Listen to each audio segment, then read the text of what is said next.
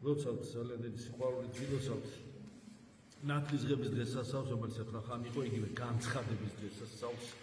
ვილოცავთ იმიტომ რომ განცხადდა რა, ეს არის განცხადების, ანუ გამოცხადების ღვთაებრივი უმაღლესი დოგმატის განცხადება მოხდა განცხადება ყოვლადწმინდა სამების დოგმატისა.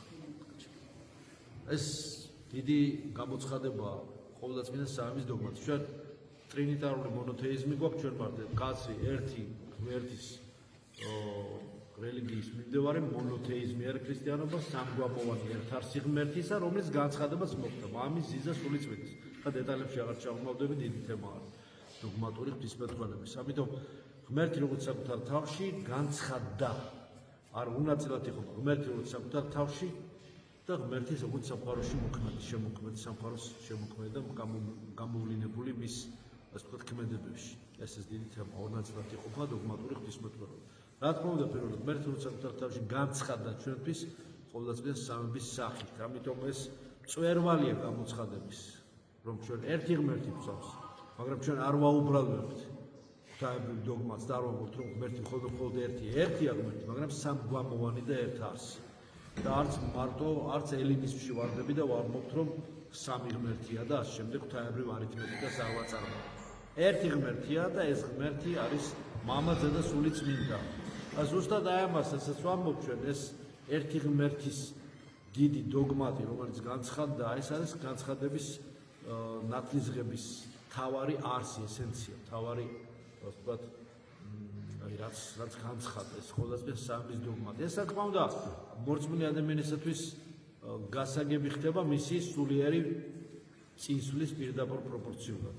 ეს კარედი ამ ხატისა თანდათანობით იხსნება და იღება მორწმუნე ადამიანის სულიერობის წინსვლის შედეგად, იმიტომ რომ ეს არ არის ესე რაციონალური დაცემული ინტელექტისთვის ადვილი გაგება, ეს ამის დაცემული ჩვენი ცოდვილი არსებისთვის, ჩვენი ცოდვილი გონებისა და გულისთვის დაზიანებული და ამღვრეული და ცოდვებით ასე ვთქვათ დაბნელებული ადამიანისათვის ძნელი არის, ჯვარი არის ასე ვთქვათ ამ გონებისთვის. როგორც წმინდა მამები ამბობენ, ამიტომ ამას დიდი გაწმენდა უნდა, დიდი სულიერი გადატანა უნდა ბრძოლების, დიდი სულიერი ჭვრეტა უნდა, თავის თავში ჩაღრმავება უნდა, ღვთაებრივი საიდუმლოებში ღზიარების მაგალითად ხვალ ხომ მონაწილეობა უნდა, თავის დამდაბლება, დამცირება კი არა, დამდაბლება ღვთის წინაშე, გაცნობიერება ამხელა სამყაროს ღმერთის შემოქმედების ძალისა, მისი განგებულებისა, როგორ მოქმედებდა ძველ აღთქმაში ორი წინასწარმეტყველებმა, როგორ ყველგან და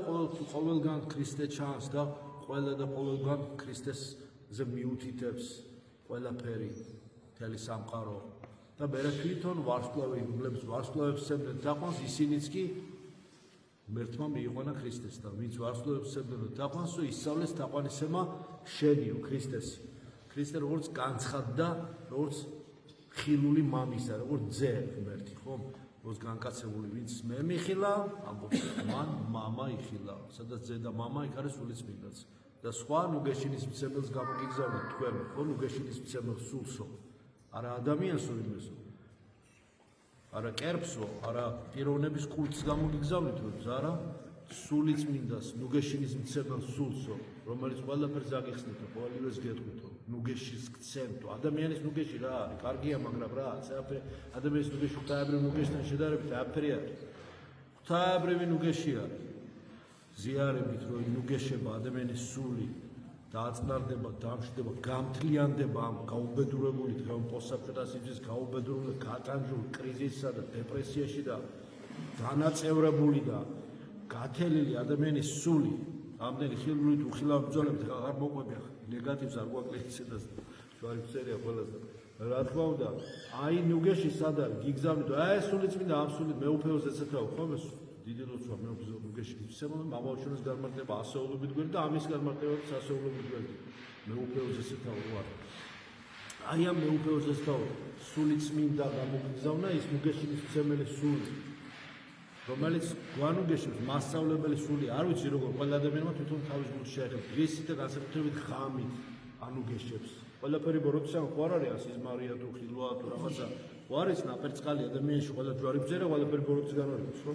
აი ეს აძლევს ადამიანს ნუგეშს დღეს შთაგონება, როცა ადამიანი ლოცვაზე წავა, როცა ადამიანის სულიერი ინტენცია, როცა ადამიანის ლოცვა უნდა სულით ხო ზიარებს, ეს სულიწმინდის ნაარი ყველაფერი. სულიწმინდა აღასრულებს ყოველივეს ეკლესიაში აი საიდუმლოებებს. სადაც სულიწმინდა ეხა მამას და ძეს, მაგრამ მისი ჰიპოსტასების მოქმედება ღმერთი როგორც სამყაროს შემოქმედი. აი კარგად იჭრიტება მოერთად 7 საიდუმლოში სულიწმინდის აქტიური მოქმედება. რა თქმა უნდა, სამი ყოველივე დიდი არის, დიდი თემებია და დიდი საიდუმლოებია. ქრისტიანობაში როგორც განცხადებულ ღვთაებრივ, ღვთივ გამოცხადებულ რელიგიაში ეს უამრავი საიდუმლო მოგვეცა. ჩვენ ისეთი, რომელსაც ანგელოზები, უმაღლესი რანგის ანგელოზებიც ვერ იტევენ. იმხელა პატივი მოგვეცა ადამიანებს ამ საიდუმლოების თავისთავად თითქოს ჩვენთვის ცხადად მოცემული სახით.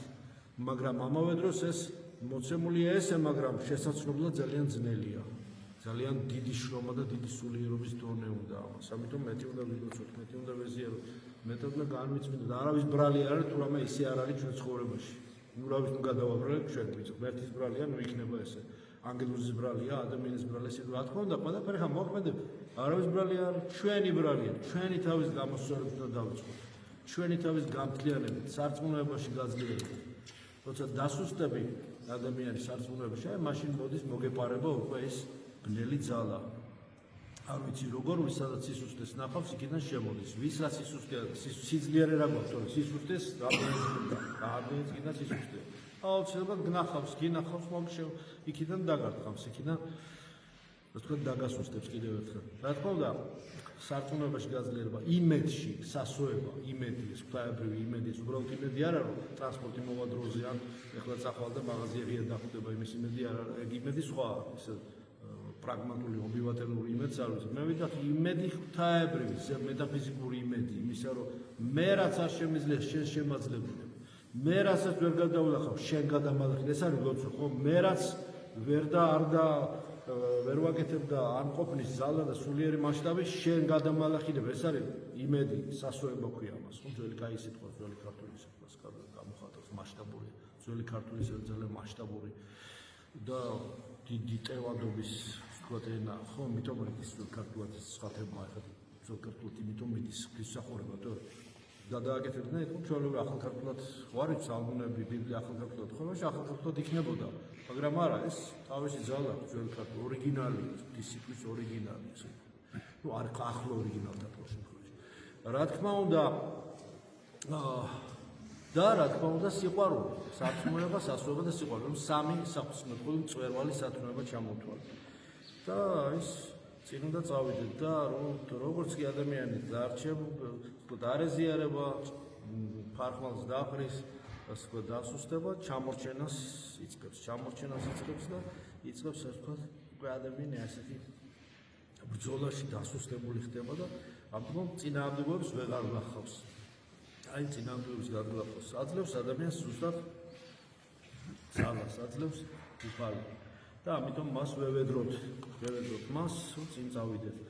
და ეს ძალები, რომლებიც ყოველთვის მოცლილია იმისათვის, რომ ჩვენ წინააღმდეგობა გამოიწვიოთ. ის ძალები, რომლებიც ყოველთვის წინააღმდეგებიან ადამიანის სულიერ თავისუფლებას, განთავისუფლებას, სულიერს, ჭეშმარიტების შემეცნებას, მადლის მიღებას და თუ მიიღო შენარჩუნებას. რა თქმა უნდა, ენა წინააღმდეგებიან იმისა, რომ მეტნაკლებად ხშირად იაროს მოემზადოს და ასე შემდეგ. ყოველგვარ სულიერ, ასე ვთქვათ, წინსვლას, სულიერობაში, სიყვარულში, ერთობაში, შენდობაში, პატიებაში, ღვთაებრივი ცოდნის მიღებაში.